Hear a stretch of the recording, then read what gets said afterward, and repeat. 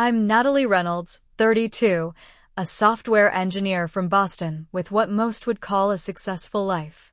That Tuesday started like any other until I found that cream-colored envelope with my father's law firm's logo in the corner. Inside was a formal letter that felt like a punch to the gut. Don't even try to come for the family reunion. We are cutting ties. 20 years of trying to earn my father's approval reduced to 3 sentences on letterhead. My fingers trembled. But my mind was oddly clear as I typed a single-word response. Understood. Before I tell you what happened next, drop a comment letting me know where you're watching from. Hit like and subscribe if you've ever had to stand up to family who tried to control you. Growing up in Fairfield, Connecticut meant perfectly manicured lawns, country club memberships, and neighbors who smiled to your face while dissecting your life choices over martinis. Our house was the biggest on Maple Avenue, a colonial with white columns that my father, Richard Reynolds, made sure everyone knew he'd paid for in cash. Nothing borrowed, nothing owed was his mantra, at least the public version of it. Dad built Reynolds Construction from scratch after dropping out of college. School is for people who can't teach themselves, he'd say. Though he later became obsessed with my siblings and me getting degrees from prestigious universities. His rough edges were smoothed out by success, but the hardness never left his eyes. By the time I was born, he was already a millionaire with connections throughout New England's elite circles. My mother, Diana, had been Miss Connecticut 1985 before she met my father at a charity gala. She had dreams of becoming an interior designer, but those faded after marriage. I remember finding her sketches hidden in a drawer when I was 8, beautiful room concepts that never materialized beyond paper. Over the years, her voice grew softer as my father's grew louder. She became the perfect corporate wife, hosting dinner parties where she barely ate and smiling through Dad's interruptions. I was the middle child between my older brother Marcus and younger sister Heather. Marcus was groomed from birth to take over the family business. He played the right sports, joined the right clubs, and dated girls from the right families. He mirrored our father in every way, down to the way he straightened his tie before important conversations. Heather, 7 years younger than me, was the baby who could do no wrong. She was beautiful like our mother and knew exactly how to wrap Dad around her finger. Then there was me, the perpetual disappointment. Despite consistently making the honor roll, winning state science fairs, and eventually getting a full scholarship to MIT, I was never quite what my father wanted. Natalie has potential if she'd just apply herself properly, he'd tell relatives, completely ignoring my actual achievements. When I was 12, I discovered painting and fell in love with creating abstract landscapes. My art teacher entered one of my pieces in a youth exhibition where it won first place. Dad didn't attend the ceremony.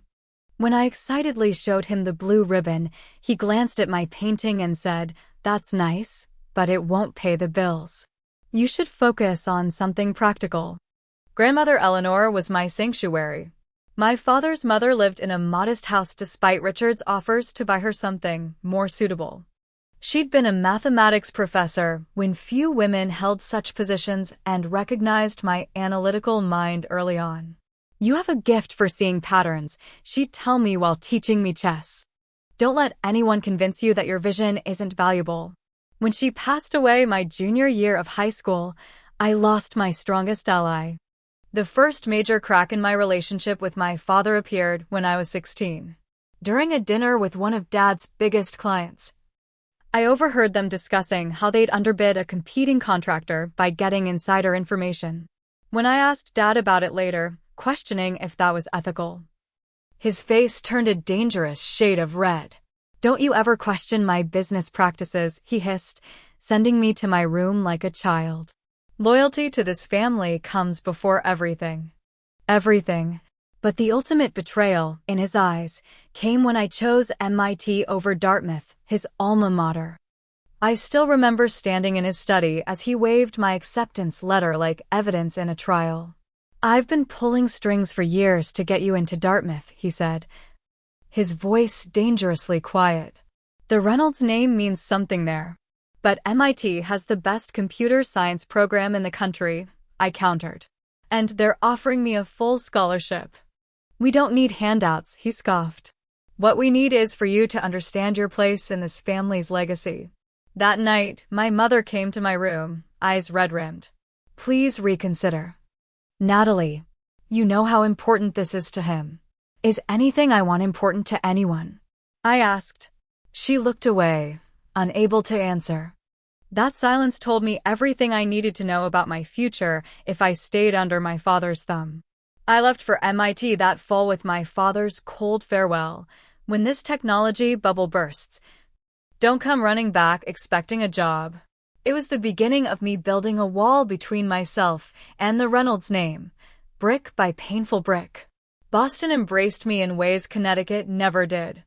The city's blend of historical reverence and cutting-edge innovation matched my own contradictions. In my apartment near Central Square, there were no family portraits silently judging my choices or heirlooms that came with stories of obligation. After graduating with honors, I declined the obligatory interview Dad had arranged at Reynolds Construction and instead joined Horizon Tech, a startup developing accessibility software. My starting salary was modest compared to what the family business offered, but the equity package would prove life-changing years later when the company was acquired. You're throwing away a guaranteed executive position to be a coding monkey, Marcus asked during one of his rare calls. He'd already been named vice president at Reynolds Construction despite being only 2 years out of business school. I'm building something that actually helps people, I replied. Our software lets people with disabilities navigate the internet independently. Noble, he said with the same dismissive tone Dad used for impractical pursuits. But nobility doesn't fund retirement accounts. Meeting Jackson Williams shifted my world further from my family's orbit. We connected at a tech conference where he was presenting research on artificial intelligence ethics. With his brilliant mind and kind eyes, Jackson represented everything my parents would disapprove of, a black man from Detroit who'd worked his way through college on scholarships, with parents who were teachers rather than executives. Our first date lasted 6 hours as we debated the future of technology over coffee that grew cold while we talked. By our third date, I knew he was someone special. Someone who saw me rather than my family name or potential connections. When I finally brought Jackson to Connecticut for Thanksgiving, the reception was exactly as I'd feared. Mom tried her best to be welcoming but kept asking painfully tone-deaf questions about his background. Dad barely acknowledged him until learning Jackson had graduated from Stanford, at which point he shifted to interrogating him about his career plans and financial prospects. Your parents are intense, Jackson said on the drive back to Boston. Especially your dad. They're not usually that bad, I lied, then caught myself. Actually, yes they are. I'm sorry. Don't apologize for them, he said, reaching for my hand. But I understand now why you always tense up before family calls. Despite the disastrous first meeting, Jackson and I grew closer. He became my sanctuary. The person who celebrated my victories without keeping score and held me through disappointments without judgment. In his family, holiday gatherings were loud. Sometimes chaotic affairs where disagreements were resolved before dessert and hugs were given freely. The contrast with the formal, tension-filled events at the Reynolds house couldn't have been starker.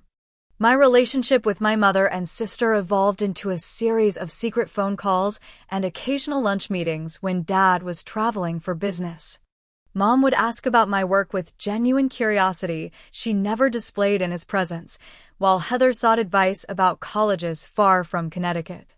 I wish I could stand up to him like you do, Heather confessed during one of our covert meetings at a cafe halfway between Boston and Fairfield. I didn't stand up to him, I corrected her. I just left. That took courage too. She insisted. You're the only one who ever said no to Dad and meant it. 3 years ago, when Reynolds Construction was planning a major expansion into commercial development, I received an unexpected call from my father. After minimal pleasantries, he explained that the company needed additional loan guarantees for their biggest project yet, a luxury mixed-use development in Hartford. The banks want additional signatories with strong credit histories, he explained. Your tech company credentials look good on paper. You want me to co-sign a business loan? I asked, surprised by the request after years of minimal contact. It's just a formality, he assured me. The company's financials are rock solid. You'll never have to pay a dime. But it would mean a lot to the family. Against my better judgment and Jackson's concerned advice, I agreed. Perhaps I was still seeking that elusive paternal approval. Or maybe I felt guilty for building my life so separate from the family business. Whatever the reason, I signed the papers during a tense meeting where Dad presented the thickest stack of documents to me with minimal explanation. For a brief period after the loan, relations warmed slightly.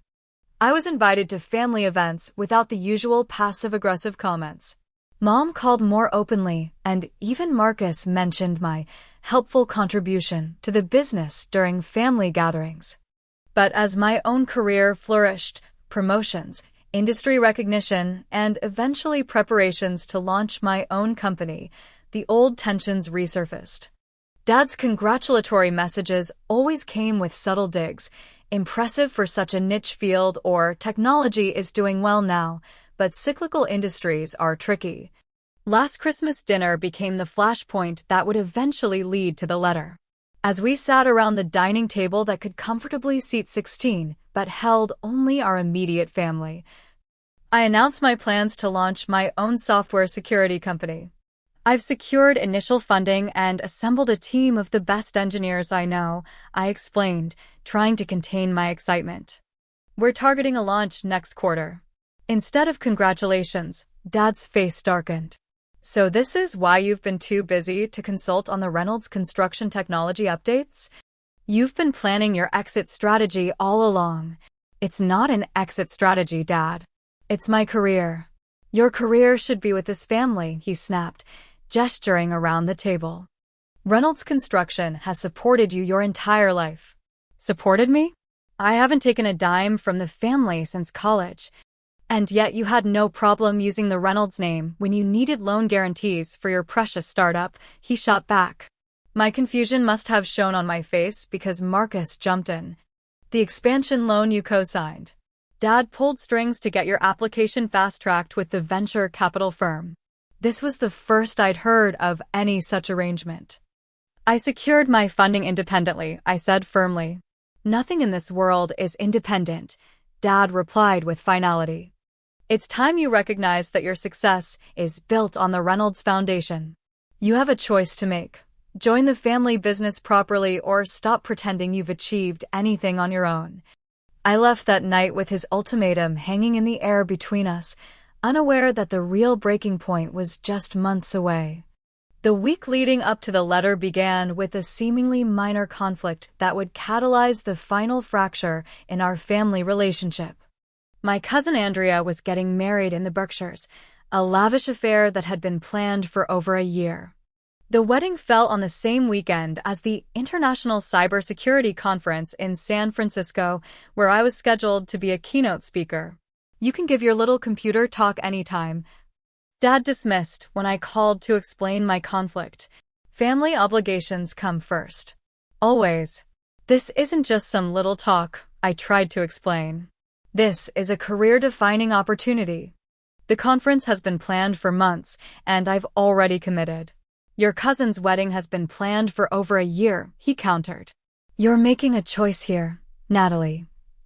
And it's clearly not in favor of your family. The conversation deteriorated from there, ending with his familiar refrain, your grandmother would be ashamed of your priorities. That night, Mom called, her voice quivering.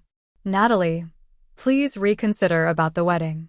Your father is taking this very personally. Mom, this is my career. Would Dad cancel a major business presentation for a cousin's wedding? The pause told me everything. That's different, she finally said. Why? Because his work matters and mine doesn't? No, because... She sighed. Please, just do what your father wants. for all our sakes. The following day, Marcus called. As usual, he positioned himself as the reasonable mediator while actually reinforcing Dad's demands. You know how Dad gets about family events, he said. Is this conference really worth creating all this drama? The drama is coming from Dad's inability to respect my professional commitments, I replied. And yes, this conference is important. I've worked for years to earn this recognition. Recognition? Marcus scoffed. You know what gets recognized in the real world? Results. Dad built a company that employs hundreds of people. What tangible legacy will your code leave? Not everyone measures success by the same metrics, Marcus. Family loyalty isn't a metric, Natalie. It's a requirement. The annual Reynolds family reunion was approaching, a tradition that had evolved from simple backyard barbecues during my childhood to elaborate weekend affairs at the estate my parents had purchased in Litchfield County. These gatherings had become showcases for the family's success, with relatives from across the country arriving to be impressed by the Reynolds' prosperity. I had already decided to bring Jackson this year, despite knowing it would create tension. After 3 years together, it was time for my family to accept him as part of my life. I'd mentioned this to Mom, who responded with a nervous, "Are you sure that's wise right now?" Then came Tuesday. The letter arrived via certified mail, requiring my signature, a formal touch that felt deliberately punitive. The envelope was thick, expensive paper bearing the embossed logo of Carson and Whitfield, the law firm my father had used for decades. Inside, on official letterhead, was a single-page letter. Dear Natalie, after careful consideration of your continued choices that demonstrate a clear disregard for family loyalty and tradition, we are formally notifying you that your presence at the upcoming Reynolds family reunion is neither required nor welcomed. Furthermore, the undersigned Richard Reynolds and Diana Reynolds hereby declare their intention to sever familial ties and obligations effective immediately. Your persistent rejection of family values, professional opportunities within Reynolds Construction, and your inappropriate personal relationship with Jackson Williams indicate your preference for a life separate from the Reynolds family legacy. Please direct any necessary future communications through our legal representatives at Carson and Whitfield. Regards, Richard Reynolds, Diana Reynolds. My hands shook as I read the clinical dismantling of my place in the family. The reference to my relationship with Jackson as inappropriate burned like acid, the thinly veiled prejudice finally stated explicitly. Despite their attempts at formal language, the message was clear: conform or be cast out. The shock came not from the sentiment. I'd felt their disapproval for years, but from the official documentation of it. Somehow, seeing their rejection on letterhead made it simultaneously more painful and more absurd. What surprised me most was my reaction. After the initial wave of hurt subsided, I felt something unexpected. Relief. The constant striving for approval, the walking on eggshells, the explaining and defending, it could all stop now. They had made their choice, freeing me to fully make mine. I picked up my phone and typed a single-word response to my father's personal number. Understood. No pleading. No arguing. No lengthy explanation of my feelings. Just acknowledgement. Within minutes, my phone buzzed with incoming calls from both parents, then Marcus. I silenced it and poured myself a glass of wine. For the first time in years, I felt the weight of Reynolds' expectations lift from my shoulders. I knew they expected drama, tears, apologies, the usual pattern when they exerted pressure. My calm acceptance of their terms had likely thrown them into confusion. That night, I slept better than I had in years. The next morning, clarity arrived with the sunrise. As I sipped my coffee, staring at the framed MIT diploma on my wall, a realization struck me with sudden force: the business loan. 3 years ago, I had co-signed for Reynolds Construction's expansion project, a detail that had been conspicuously absent from my father's formal disownment letter. I pulled out my files and began reviewing the loan documents I had signed. With fresh eyes, unclouded by family obligation, I noticed clauses I had overlooked before. My signature didn't just provide additional credibility, it made me jointly liable for a $4.5 million construction loan. If Reynolds Construction defaulted, my assets, my credit, and my future would be on the hook. I called Stephanie Chin, a law school friend who specialized in corporate finance. "I need your eyes on something. Strictly confidential," I told her. Then emailed her the scanned documents. Her call came just 2 hours later. "Natalie, this isn't a standard co-signing arrangement. Your excellent credit score and income were used to secure favorable terms that the company likely couldn't have gotten otherwise. Did you realize the extent of your liability here?" "Honestly? No. I was told it was a formality." "This is no formality. Your personal assets are essentially collateral." She paused. "And based on these terms, I'm guessing Reynolds Construction wasn't in as strong a financial position as they led you to believe." My stomach tightened. "What are my options?" "Since the letter you received constitutes a clear intent to sever family ties, you have grounds to protect yourself. You can petition to be removed from the loan based on material change in relationship with the primary borrower." "Will that hurt the company?" "It might result in the bank requiring additional collateral or adjusting the interest rate." "But Natalie, that's not your problem. They've explicitly cut ties with you." I spent the rest of the day researching my options and developing a methodical plan. By Wednesday afternoon, I had scheduled meetings with both my bank and the lender that held the Reynolds Construction loan. Jackson came over that evening, concern evident in his eyes as I explained the situation. "Are you sure you want to do this?" he asked after I outlined my plan. "It's going to create a firestorm." "They created the firestorm," I replied, surprised by my own calmness. "I'm just making sure I don't get burned by it. Dad always taught us to protect our interests. I'm finally taking that lesson to heart." Thursday morning, I met with my personal banker to secure and isolate my finances. By noon, I sat across from Mr. Watkins, the loan officer who had handled the Reynolds Construction deal. "Ms. Reynolds, this is highly unusual," he said, reviewing my request. "Removing a guarantor generally requires the primary borrower's consent." "I understand," I said, sliding the disownment letter across his desk. "But as you can see, the primary borrowers have formally severed all ties with me. I believe this constitutes a material change in circumstances." He adjusted his glasses, reading carefully. "This is quite explicit. Still, removing your guarantee will trigger a review of the loan terms." "I'm aware, and I sympathize with the position this puts you in. But my legal counsel advises that continuing as guarantor for a business I've been explicitly cut off from represents an undue financial risk." The process took hours.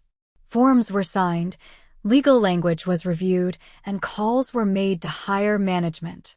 By late afternoon, exhausted but resolute, I signed the final document releasing me from the loan guarantee. "The company will be notified of the change in terms by end of business tomorrow," Mr. Watkins explained.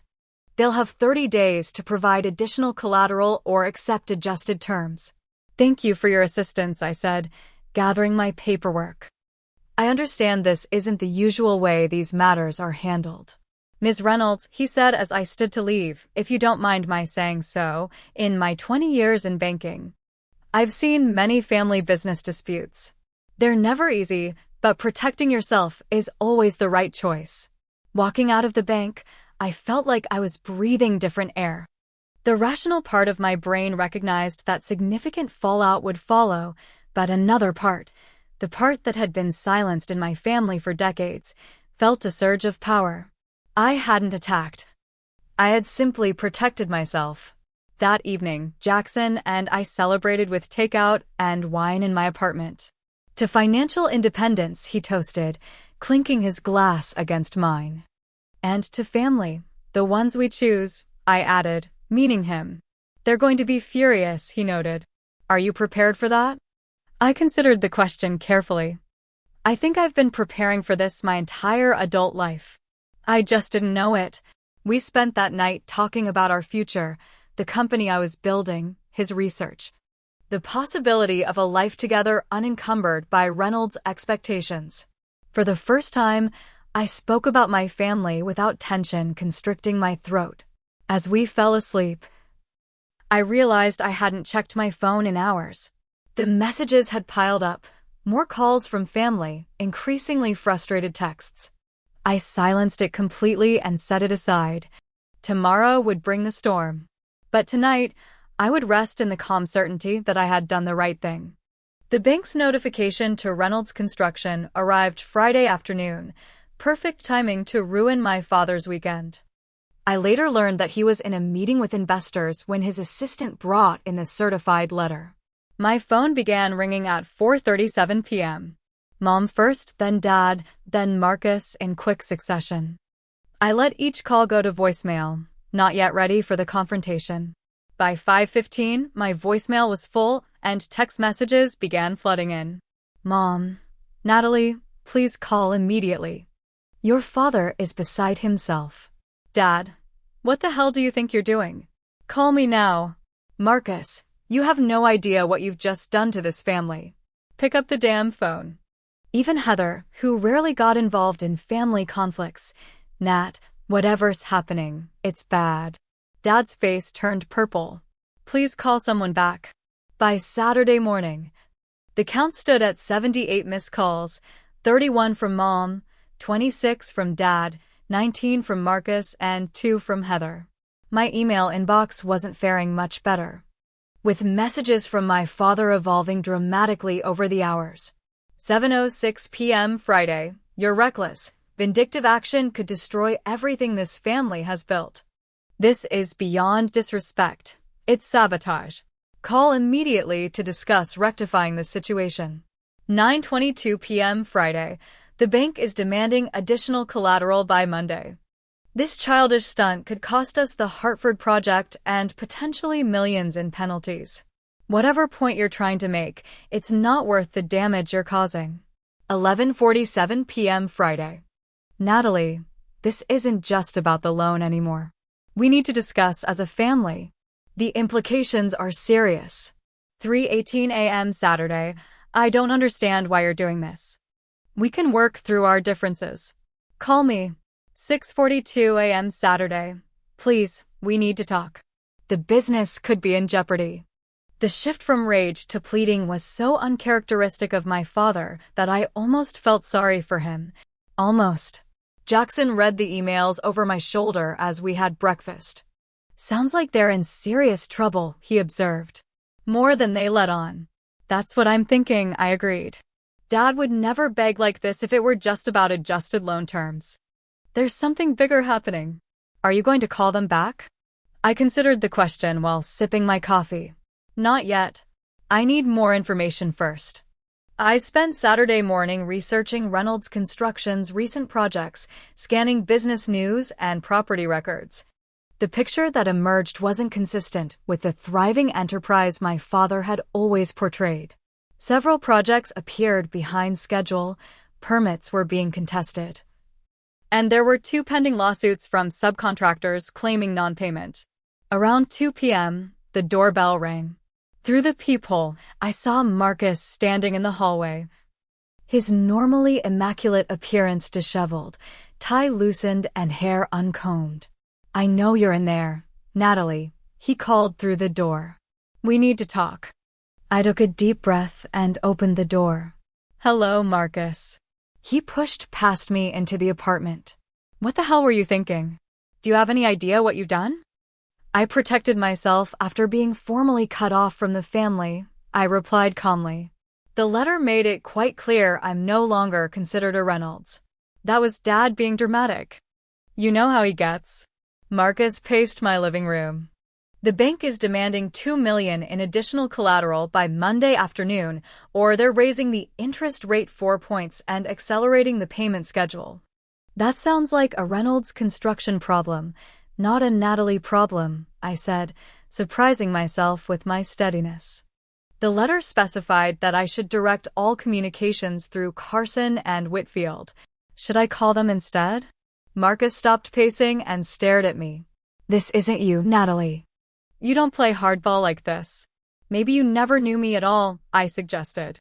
Or maybe being discarded by my family showed me exactly how I need to operate with you. Mom hasn't slept. Dad's had to call in favors all over New England. Is that what you wanted? To watch us suffer. What I wanted, I said carefully, was to be respected as an independent adult making my own choices. What I wanted was for my relationship with Jackson to be accepted. What I wanted was to not have my accomplishments diminished because they didn't fit Dad's plan. So this is revenge. This is consequence. I met his gaze directly. Dad taught us that actions have consequences. Consider this a practical application of his lesson. Marcus ran his hands through his hair. A gesture so reminiscent of our father it was almost comical. The company could go under, Natalie. Everything Dad built. Everything he saved for us, gone because you're throwing a tantrum over a strongly worded letter. If the company is that vulnerable, perhaps the problem isn't my withdrawal as guarantor. Perhaps it's the way Dad has been running things. I walked to the door and opened it. I'll consider talking directly with Dad and Mom tomorrow. Today, I think you should leave. This isn't over, he warned as he stepped into the hallway. You're right about that, I agreed, closing the door firmly behind him. The calls continued through the evening. Mom left a tearful voicemail accusing me of breaking her heart. Dad's messages became increasingly desperate, mentioning irreparable damage and family legacy destroyed. I listened to each one, looking for sincerity but hearing primarily panic over consequences. Sunday morning, Mom showed up at my door alone, eyes red-rimmed and hands shaking. You've always been the stubborn one, she said, accepting the tea I offered. Just like your grandmother. I'll take that as a compliment. He didn't mean it, you know, she said softly. The letter. He was angry about the wedding and you know how he gets when he feels disrespected. That's the problem, Mom. I do know how he gets. And I've spent my entire life walking on eggshells to avoid triggering his temper. Not anymore. But the loan, Natalie. This isn't just about feelings. This is about our livelihood. Then maybe Dad shouldn't have formally cut ties with someone guaranteeing millions in business loans, I pointed out. Actions have consequences. You sound just like him when you say that. She shook her head sadly. The difference is I'm applying the principle to my own life, not using it to control others. She stayed for an hour, alternating between emotional appeals and practical concerns. I remained firm but kind, explaining that I would speak with Dad, but only after I had a complete understanding of what I was dealing with. After she left, I called Stephanie again and asked her to accompany me to any meeting with my parents. I need someone objective who understands the legal and financial implications, I explained. Of course, she agreed. Just tell me when and where. By Sunday evening, I felt prepared to face whatever storm awaited. I texted my father, I'll meet you tomorrow at 1 p.m. at Grayson's restaurant downtown. I'll have my legal counsel present. We can discuss the situation then. His response came immediately, we'll be there. That night, Jackson held me as I processed the swirl of emotions, determination mixed with lingering grief for the family relationship I had always wanted but never truly had. No matter what happens tomorrow, he whispered, you've already won by standing up for yourself. I wasn't sure about winning, but I knew I wouldn't be returning to the old pattern. Whatever happened next, the dynamic had permanently shifted. Grayson's was Boston's answer to old money dining, all dark wood, discreet service, and prices that effectively kept the clientele exclusive. I chose it deliberately, knowing my father would appreciate the privacy while being unable to use his usual intimidation tactics in such a refined setting.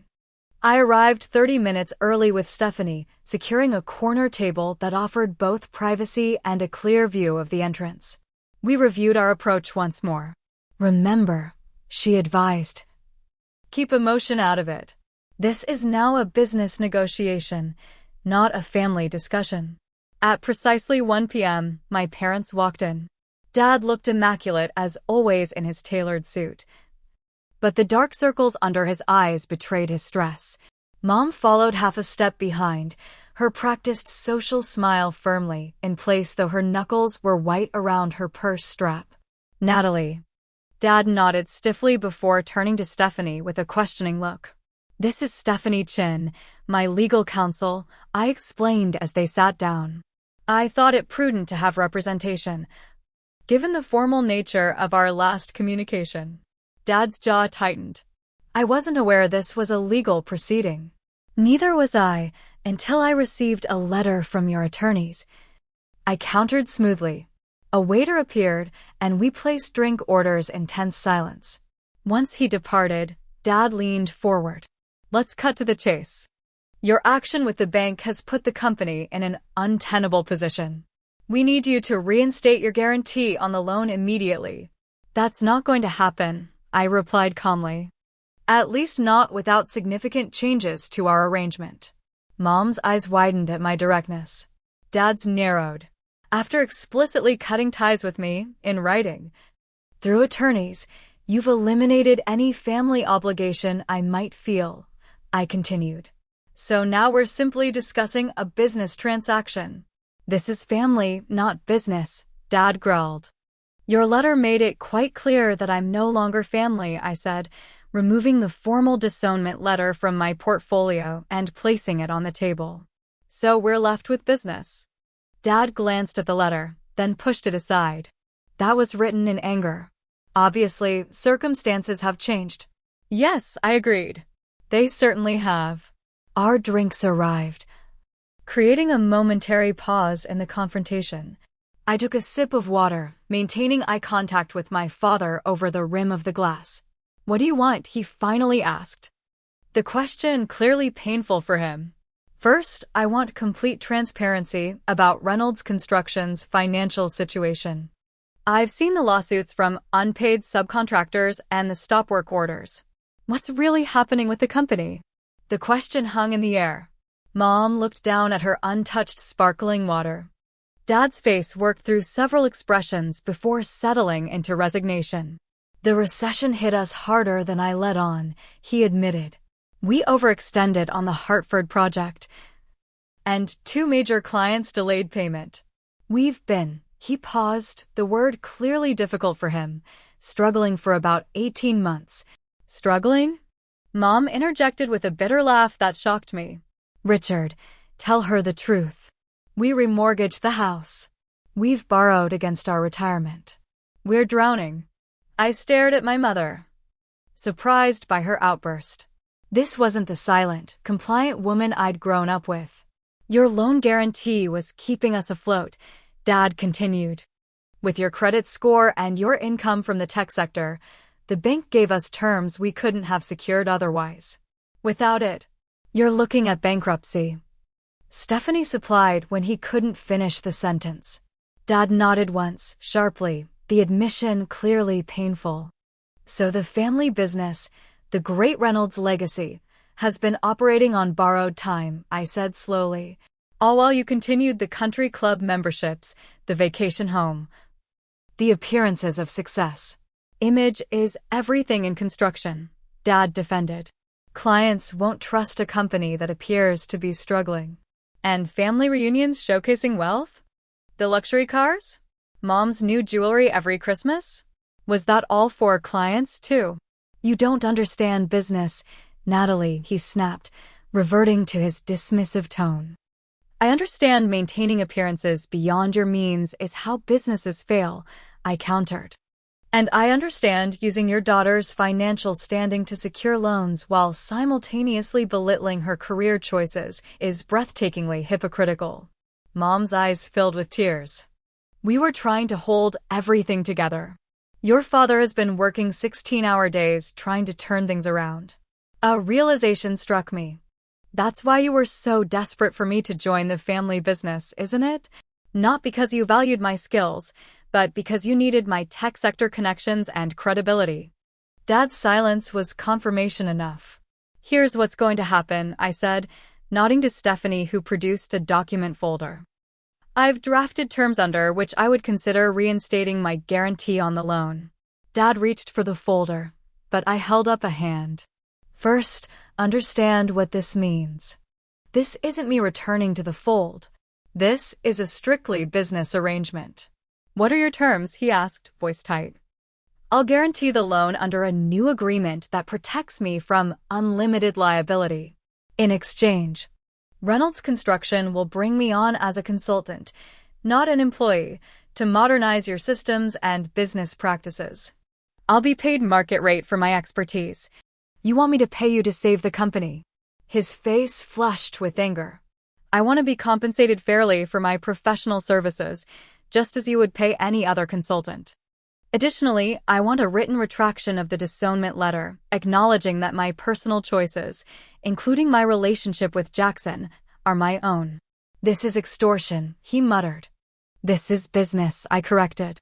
You taught me that family and business don't mix. I'm finally taking that lesson to heart. Mom reached for the folder, opening it and scanning the contents. These terms are actually quite reasonable, Richard, she said quietly.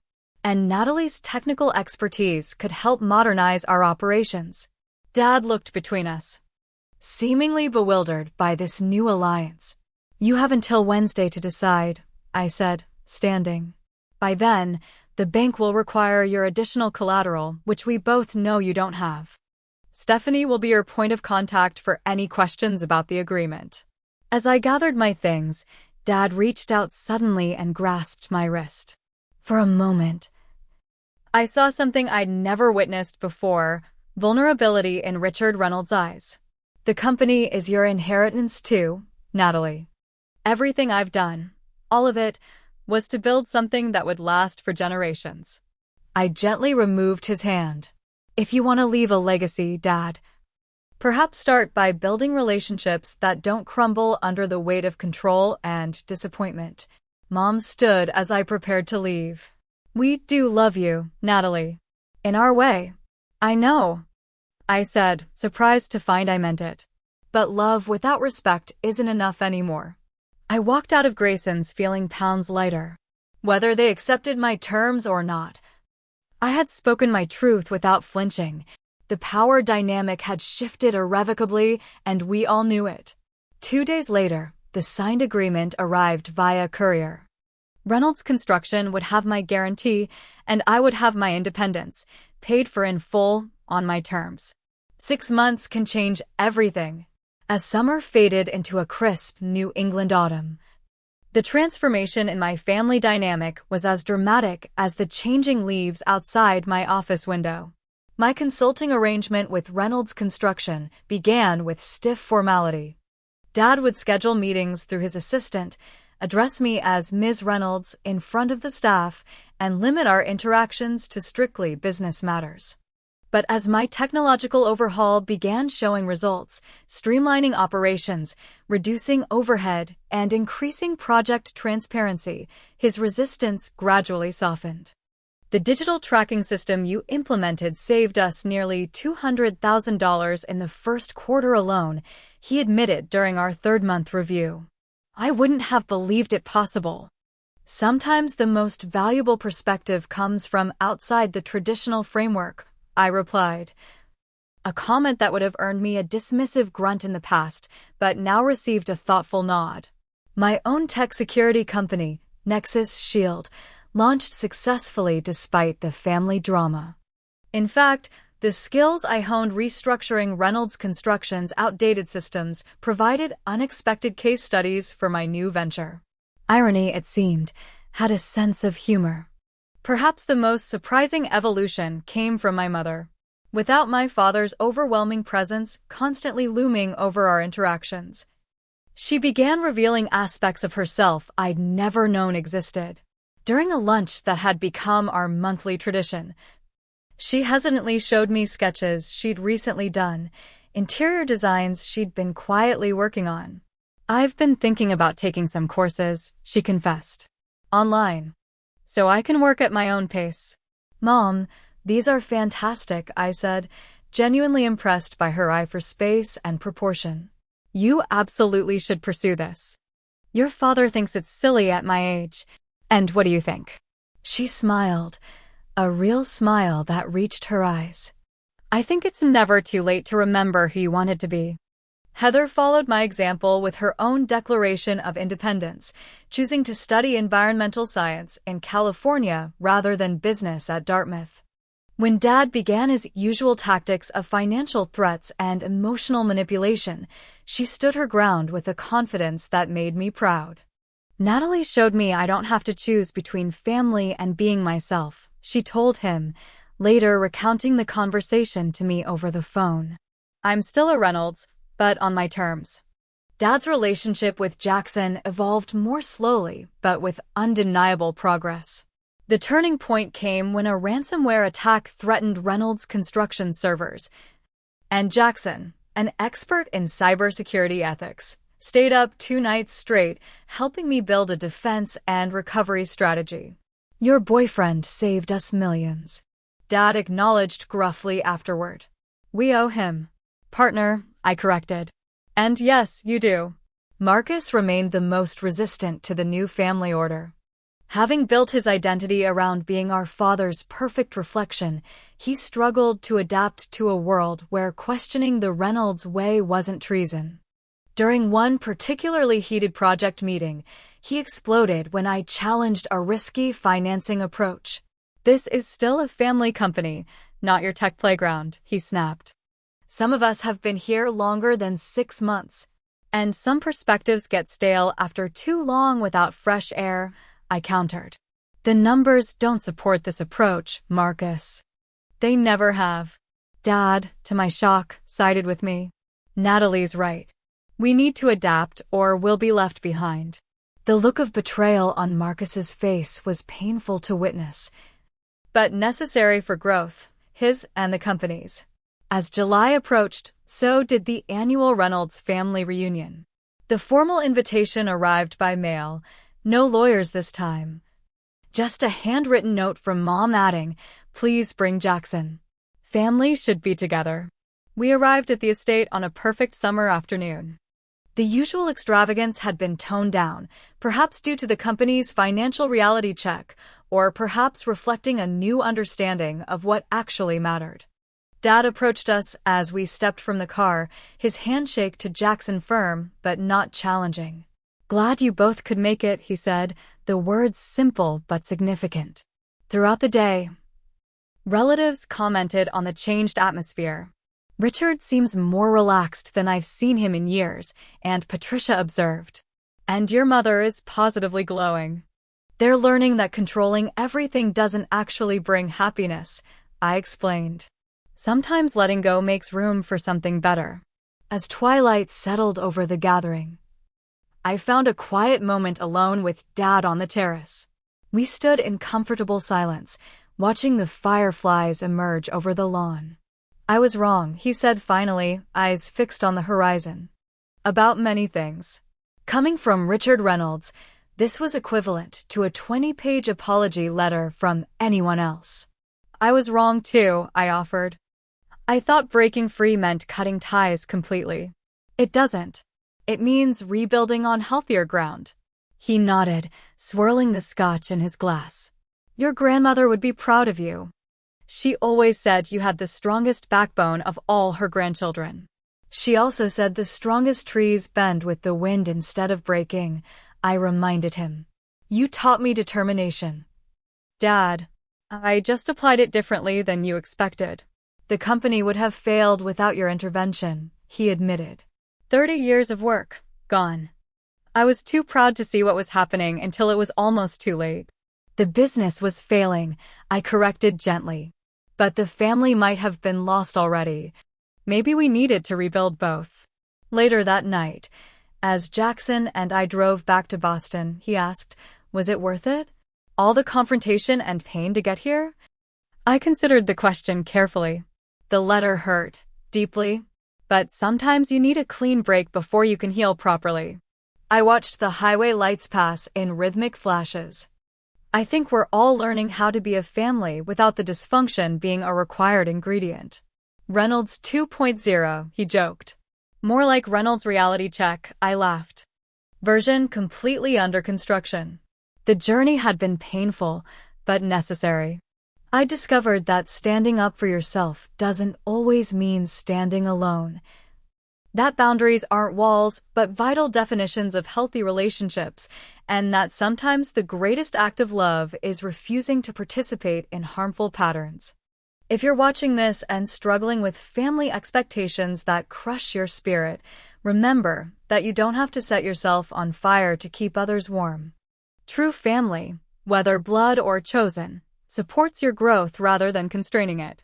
Sometimes the hardest boundaries to set are the ones that ultimately create the healthiest connections. Have you ever had to stand up to family pressure to be true to yourself? Drop a comment below and share your experience. Your story might be exactly what someone else needs to hear today. Don't forget to like and subscribe if this resonated with you, and share with someone who might need this reminder. Thank you for listening to my journey. And remember, the family legacy worth building is one of mutual respect and genuine support.